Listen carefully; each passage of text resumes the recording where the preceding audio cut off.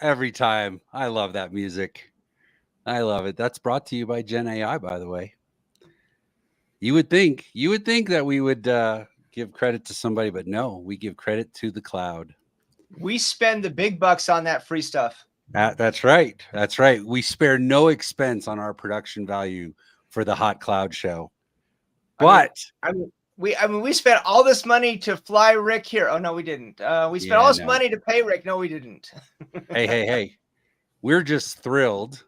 And let me introduce our guest today, Rick Vanover, the Rickatron, who just had his triumphant tour of Fort Lauderdale at VeeamOn 2024. And what a fantastic show that was. Rick, great to have you on the show. Thank you for joining us today. Hey, thank you, Drew. Thank you, Rob. Really happy to be here. Literally, my first question is, what are we actually doing? And then the music started. So yeah. I'm about as prepared as that. And I am stoked to do this. We had, I didn't get much of a tour of Fort Lauderdale, except from floors 2 to 3 and back in 2 and 3, but of the Diplomat Convention Center. But what a great week. It exceeded my expectations. Absolutely. Us as well. We're going to get into it. So, I mean, here's today's show. Today's show is really easy. All right. We've tried doing show wrap-ups in the past, and, you know, all 2 people who watched them really loved it. We thought we'd bring the wrap-up to the Hot Cloud Show because we have 3 viewers, and, you know, two of them are my cousins. Yeah, I mean, a lot went on. Great keynotes, great sessions, you know, great panels. Thank you, Rick, for having us in the panel. That was, we could talk about that a little bit. But, you know, Rick, I think the first question for you, right, is, you know, your overall impression of the show, and, you know, what do you think people walked away with?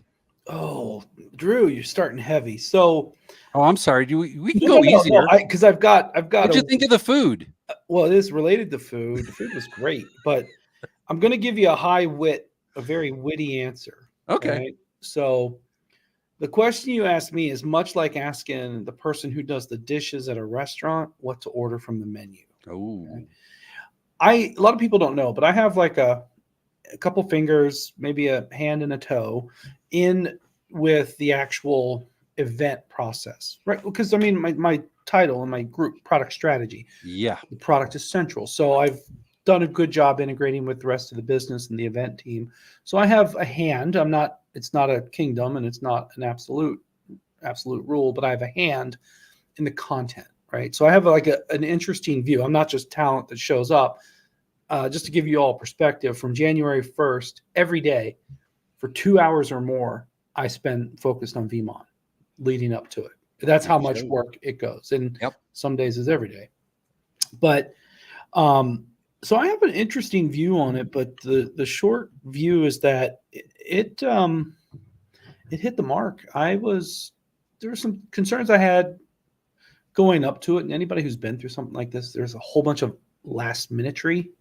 And that's what keeps me bald. But no, we pulled it off. I was pretty happy. Well, from my perspective, you know, I thought it was an excellent job. This is my third VeeamOn. Yeah. You came to the Vegas one like, hey, what's this Veeam thing? and Miami became a friend, and then I just call you a hat and you buy me dinner. So there you go. Yeah. What was it? Aria, and then what was the place in Miami again, man?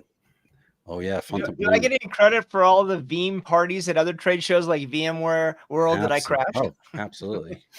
That's reconnaissance, Rob. That's intel. That's valuable information. You guys threw some great parties back in the day. And parties are important, but in fact, the one thing that would have put this one over the top would have been like if we had like a named entertainer at the party, like a Flo Rida or Nelly, like we had. Bulldog. Pitbull. I have a different perspective on that. Pitbull. I'm glad I like the music. I saw you grooving up there. Mhm. I'd rather they spend it on really good food, and the food was incredible, and less on the entertainment. Because I've been to the ones where they spend a lot on entertainment, and the food is terrible. And that must be the caucus. I don't know the name of that entertainment, but I'm just calling them 10-foot DJ. Okay. And friends, you're going to have to go creep VeeamOn hashtag on Instagram and Twitter to make sense of that. And Yeah, know what I mean. called them Electric Avenue. Okay, that works. How they didn't fall over was beyond me, but hey, well, they're way more fit than me because I'd be a little top heavy for that. So for anybody who didn't get to VeeamOn, you can, of course, check out sessions. You can check out the plethora of content generated and presented. You missed a good one. It was obvious to me, right, that Veeam continues to build and expand your story around not just backup, right, but data protection. You know, the cyber resilience theme was very clear, very obvious. I really liked the way you built it out. Your demo on day one, I think, was captivating because I think that is the first thing on people's minds right now. That was intentional. At 5 demos, did you fall asleep? No, I know, but all the demo where you were showing off something that you sort of played that the Windows version crashed, and we all thought your demo went sideways, and then hey, Linux, there you are. Mm-hmm. That was an intentional false failure. I know. The next day was a real failure, but we have a protocol to handle that. I wasn't even going to bring that up. No, I'll talk about it because we're prepared. There's always a backup. So I have to say for the audience is that Rick and his team did the thing that I dread doing, all live demos. Very brave. 11 of them. And 9 of them were future products. Actually, 8.5 were future products. That is a trapeze act without a net. There is a net. There's a video because we practiced. Of course. To fall, and Anthony had to fall back on it. And we train for that. We prepare for that. I know the audience. I know our crowd. And there's incredible criteria you have to work. Okay, you got I need 5 minutes. Okay, you get 125 seconds. You know, so we have to a little bit of art, edutainment, a little bit of magic of television. Sometimes little tricks. It's little tricks we do. But in the end, it's a true story. It's never misrepresenting things, and it's not about speeds and feeds when we do it that way. But I love pushing the envelope and leadership. The CEO, the exec team, they understand and they loved it. And man, it's a thrill when it works and you pull it off. Oh yeah, that was cool, but it was interesting that you had co-CEOs for a few seconds. Yeah, 2016 through 18. That no. You had co-CEOs for a few seconds. As part of the dramatic effect with Anton and such. Yeah. Oh yeah. That was interesting. I was actually mortally afraid that Anton was going to fall over back there with his little stunt because that was not a walking zone. It's Cablezilla back there. There's stuff everywhere. It's a trap. He could have fallen over. I need that guy. Yeah, I don't know if I miss the days of being backstage at EMC World because, like you said, right? I mean, you're just amped up, right? You want it to all go off without a hitch. So, talk a little bit about the demo that you did day one. Give me a little recap of that, and because I saw a lot of references to it in the sessions that followed. So the first demo I was tapped to do, and I was really mad because I wasn't ready, and on and through it to me. I'm like, oh, I gotta log in. There we go. Good thing I practiced. But anyways, data freedom. We call it data freedom. And especially with what you guys do at Wasabi, in fact, the demo I did, that backup was held on Wasabi in the sober tier, by the way. So what I did, you could do with Wasabi, but now we come back to what it is. I had it on-prem on Object First, and then it was off-site in Wasabi. That's all the stuff I do in the lab. That's how I do it. I've been playing with those technologies for a while. They've never let me down. True story. Wasabi storage helped me move from my old lab to my new lab. It was way easier than putting a USB drive left rack to right rack or whatever. Yep. But anyways, what did I do? We call it data freedom. The scenario I had was I took 10 VMware virtual machines that were going to start their day as VMware and end it on Hyper-V. And what I did was I used Veeam's instant recovery technology that also now converts. So it converted those image-based backups of VMware VMs to Hyper-V virtual machines. And then in the background, I would move the storage from the backup image to the Hyper-V storage. And then one thing I didn't say is then tonight, I'll back it up with Veeam again, still going to Wasabi, still going to the object first. And really, it's super important. I actually just today spoke to a customer about this. When I changed the source from VMware to Hyper-V, my target backup infrastructure is unchanged. So if you really think about it, like I can move this production workload, but I don't have to change everything downstream. My Veeam infrastructure, the Wasabi storage, the object first, ready to go, no challenge. So I instantly recovered it, moved it over. And when I had to wait for all 10 of those to inventory up, it was a great opportunity to tell them, hey, you might not have tools to monitor your primary storage IOPS on Hyper-V. That's very different than VMware. There's a very saturated ecosystem for that type of stuff. VeeamOne's been doing it for like 10 years. So that's on the truck. Like IOPS on Hyper-V are actually, I think they're officially determined. I don't think they're like API callable, so they're kind of interpreted. And then, just moved them over, and it's easy. And the funny thing is that was like such a big priority for us, because every customer conversation that this comes up, I kind of feel that the VMware change in the marketplace is going to go down in tech history as something that I've never seen anything that made so much impact so quickly.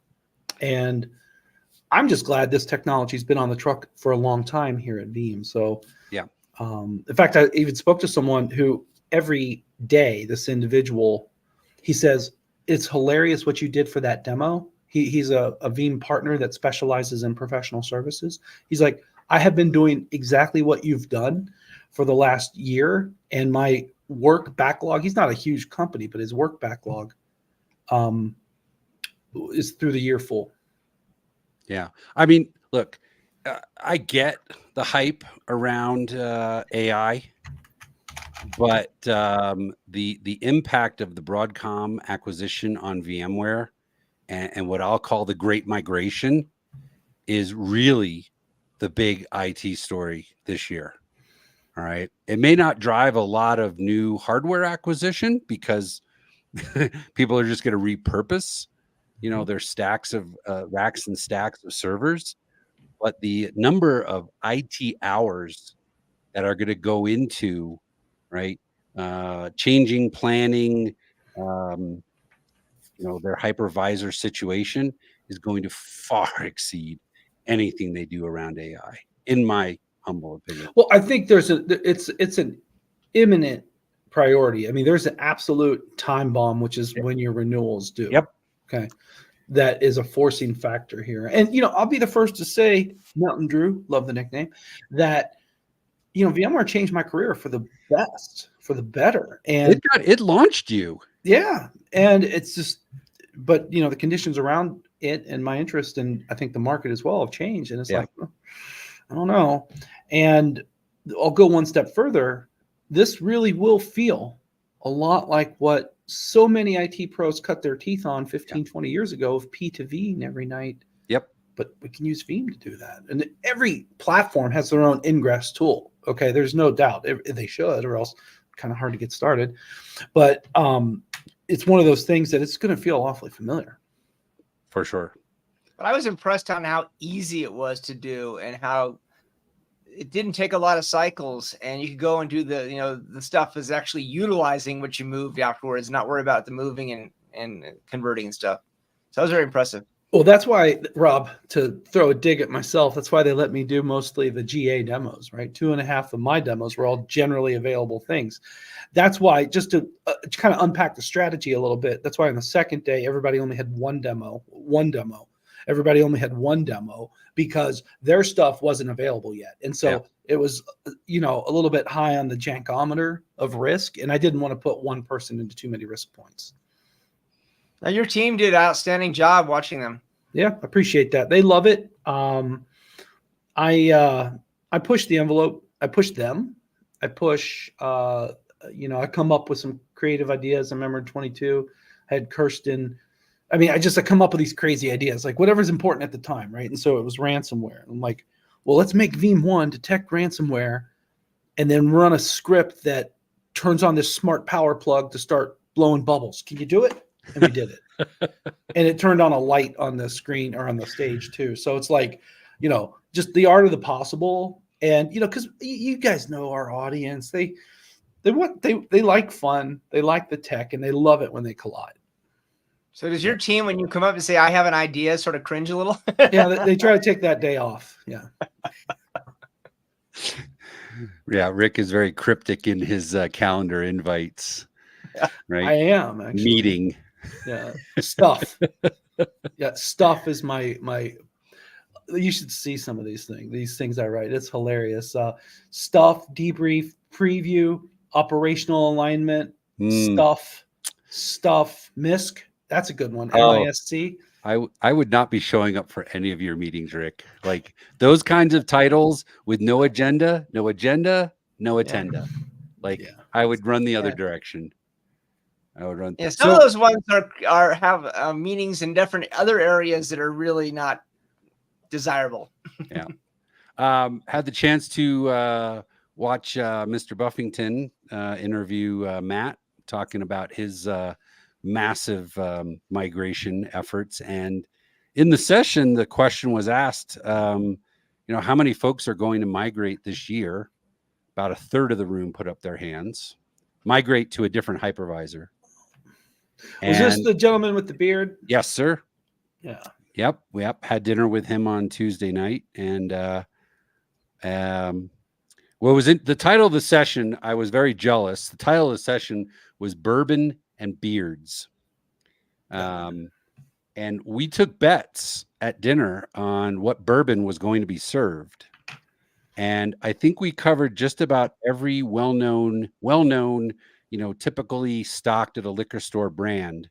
And of course, you know, what did they have? Some rare something or other from the far corner of Kentucky that nobody had ever heard of before. Two Oaks, I think. But everyone enjoyed. But oh gosh, yeah. So we're going to up our game. The rumor is that the wasabi session burned through 2 bottles of Buffalo Trace with our audience. Burn. I love that wasabi. And those folks, they seem to get more into the session and appreciate it more as they got to the bottom of their glass. So we're definitely going to make sure we make that available. Maybe commemorative glasses next year so that they can all remember what a great time they had. So that was that Rob's session? Is that? Yeah, it was Rob's session. He crushed it, filled the room. I think the most striking thing, I knew he had them in the palm of his hand when only one person looked at their phone pretending to get a phone call and got up and left. One person. The rest of the room sat tight and, you know, checked out their Instagram in between listening to what we were talking about. I apologize. I couldn't make it, Rob, but what was the session about? It was about the thing that you talked about, cyber resiliency, recovering from a cyber attack, and doing a defense in depth in the sense that you can't rely on one thing. It's a whole bunch of things. And as the cyber criminals up their ante, we have to up their ante. And I talked about the great partnership between Veeam and Wasabi, with you with 4 Eyes and us with multi-user authentication, where we add that extra layer of protection to help both protect the backups and the account itself from being deleted or attacked. Sweet. I love the layers of resiliency there. Love it. So, I mean, Rick, you're probably kind of sorting through, you know, whatever's been backed up for the last few days, but I'll give you a spoiler alert. The Ticketmaster breach, now as they're doing root cause analysis, appears to be not necessarily their system, but a vendor system storing their data that apparently early reports say didn't implement MFA. So, yeah, that's my That's two big reaction ones to. now. That's two big ones. That's They got got caught when they didn't have MFA on all accounts. Or the other challenge when we talked to one of our CISO friends is that there's too many orphaned accounts out there with too many privileges that never get cleaned up. Oh, 100%. In fact, this is kind of a joke, but it's kind of funny. Our Veeam tech support used to get little chuckles out of a customer entering a case for Veeam, uploading their logs, and the username was like user backup exec, because that's what they used to use. Okay, that's the joke that they switched to Veeam. And we've probably seen it from all, and honestly, probably the other way. If somebody left Veeam, they'd probably go to something else. But that's actually a really bad practice. That means that account probably hasn't changed its password, probably permissioned everywhere. Everyone probably, or at least some people probably know that. So that is absolutely a bad practice. And I also, MFA for sure, at least in the backup infrastructure, and then to the storages, to the components, explicit minimum permissions. And that's one of the things I love about object storage. It's a completely different authentication protocol. 2 important tips, friends. A lot of people are really good about putting your usernames, service accounts, passwords in like a password manager. I've been starting to recommend people also putting bucket credentials and keys into that type of thing, because you can get that or recreate them, but that just takes you time if you ever need it in like an absolute kind of, smoking hole situation. Yep. No, I think the other great thing about both the 4Is and the MUA is that if someone does try to do something that they're not authorized to do, like delete an account, the security, that new layers of security prevent it from happening, but also the alerts are generated to say, hey, something happened you may want to look at. So the great thing about that is you get an alert, but it's not an alert after something bad happens. It's an alert telling you that we blocked something, and it's probably in your best interest to go and figure out what happened and then take appropriate actions. Yeah, call me paranoid, but I've got the alerts on my credit cards so that if anyone charges more than a nickel, I get an email letting me know what's going on. But I've been through the ringer on somebody stealing my number and charging up, a lot of things. We're rounding the corner, Rick. We're actually going to wrap it up here. Oh man, I'm just warming up, man. I can go all day. I know you can. But we want to let you get your weekend started. It's been a long week for you. Hey, I'm at inbox 0 right now. I am caught up. I run a tight ship, man. Wait. How is that even? Dude, yeah, that's hard to believe. No, I cannot share screen here, but I'm telling you, look right, inbox 0, nothing on Teams. I am caught up. Select all, delete. Is that what it was? Actually, it's escape velocity is what it is, because I am running this week and really at the end of last week at the highest velocity I will ever run all year. And I know I can take that to all my other matters and just GSD, getting stuff done. When you want something done, give it to somebody who's busy. I have to laugh, and this is an experience when we came and just how people rely on technology, and when it's not there, it messes their whole day up. Is there was a lot of people leaving the show on the flight we're on. They're all expecting to be able to get on their computer and work, and Wi-Fi didn't work the whole flight. So, that's out the window. So, technology everywhere is always a challenge. So, all right, the fact that we have things in place to help protect you against those things is what we both live for. So, VeeamOn 2024 in the books, well received, 5 stars from our team. We had a blast. We loved, every minute of it. I mean, it's always a blast to go to a conference when people show up at your booth and say, "Oh, yes, I have Wasabi. It's fantastic. We love you." And what's new? What's next? So, Rick, what's next? There's probably a couple of things coming down the pipe. Tell us. Well, we have a big update coming for Veeam backup and replication, which will bring in the Entra ID. A lot of people are excited for that. The Proxmox hypervisor, people excited for that. But on the flip side, the AI, that's one we've taken a very practical approach. Every AI storyline, we had a nice demo that generated actionable things to show. So I think we're not going to fall into the buzzword soup, whatever. We're doing good there. So I think it's a real solid time for Veeam, and I'm really excited for these updates. Strongest product pipeline ever. Hence why there were 11 demos. Yep. So now we just got to get it released. Yeah. No, I read the summary by Krista McComber from Futurum Group. That's a good one. She did very good. She did shout out to Krista, and she did you guys a real good solid, because I think the statement that caught my eye was that your initial implementation of AI, leveraging Copilot, is very practical and very useful. Right? There's more steak than sizzle. Let's put it that way.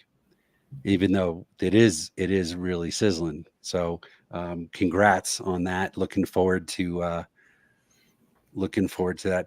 Hoping for some potential in the whole PVE. I knew you were going there. Wow. Okay. Do you want to address that, Rick, or do we run away and deal with it some other time? That's option 2. Okay, we're going to pass that over. Thanks for joining us today. It was a blast. I know you're so packed. I know you did a summary yesterday. Appreciate you joining us today. Looking forward to having you back out to Boston, doing another gig in the Fenway studio. We'll get you to a live game, not a football game, in a baseball stadium. Well, I'll go to that too, though. I just saw the date was announced yesterday. Oh, don't worry. I was the first person to reply on the tweet, by the way, so that's always a win. Well, Rick, your tickets are already locked up. 28th. I'll be there. You got it. You got it. Okay. All right. Well, that's the Hot Cloud show for this week. Thank you, everyone. Thank you. Rob, Rick, have a fantastic weekend, and we'll see you all on the flip side. Take care, everyone. Bye-bye.